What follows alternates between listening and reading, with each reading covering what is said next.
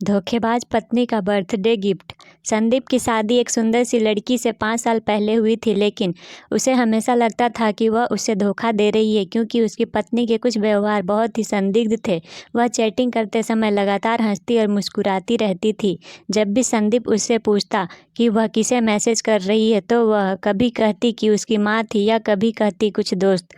वह अक्सर देर रात काम से घर आती थी। जब भी संदीप ने उससे पूछा कि क्या चल रहा है, वह हर बार हंसती थी। वह सिर्फ इतना कहती थी कि काम के दबाव के कारण या कुछ और कारण बता देती। एक रात वह रात के 11 बजे दही और दूध लेने के लिए निकली।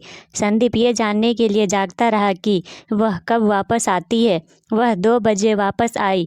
अब बस इससे ज़्यादा संदीप नहीं बर्दाश्त कर सकता था। उसने कुछ सबूत हासिल करने के लिए एक निजी डिटेक्टिव को काम पर रखा। संदीप अच्छी तरह से जानता था कि बिना किसी सबूत के तलाक के लिए फाइल आगे बढ़ाना मूर्खतापूर्ण होगा। जासूस ने अपना काम बखूबी से किया और कुछ ही दिनों में उसने संदीप को सबूत दिए कि उसकी पत्नी अपने एक दोस्त के साथ उसे धोखा दे रही है।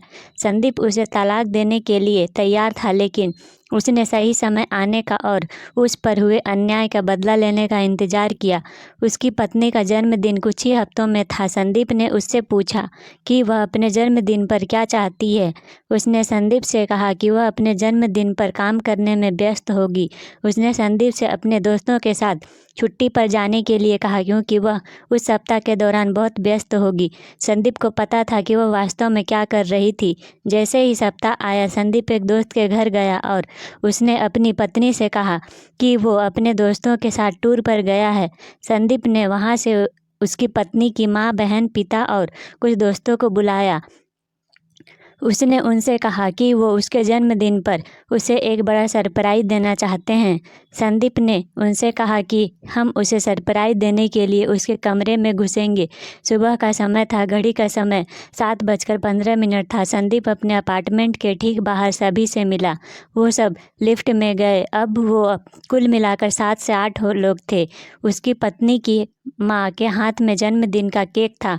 उसके पिता के पास शैंपेन की बोतल थी। उसकी बहन के पास फूलों का गुलदस्ता था। उसके सभी दोस्तों के पास उसके लिए कुछ उपहार थे।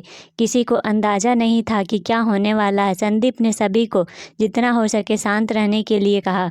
संदीप ने दूसरी चाबी से अपार्टमेंट का दरवाज़ा खोला जो उसके पास थी। वो सभी संदीप की पत्नी को सरप्राइज़ देने के लिए बेडरूम में घुसे और वहाँ देखा कि वह दूसरे आदमी के साथ चैन से सो रही थी। उसके पिता ने सदमे में शैंपेन की बोतल फर्श पर गिरा दी। उसकी माँ के हाथ से केक छूटकर गिर पड़ा। संदीप ने ऐसा दिखावा किया जैसे वो इस घटना से काफ़ी टूट गया हो और जैसे उसे कुछ भी पता नहीं था, और उसके दिमाग में बस यही चल रहा था, इससे अच्छा जन्मदिन का तोहफा कोई और हो ही नहीं सकता जो किसी पति ने अपनी बेवफा पत्नी को दिया हो। संदीप की जगह आप होते तो अपनी धोखेबाज पत्नी को तोहफे में क्या देते?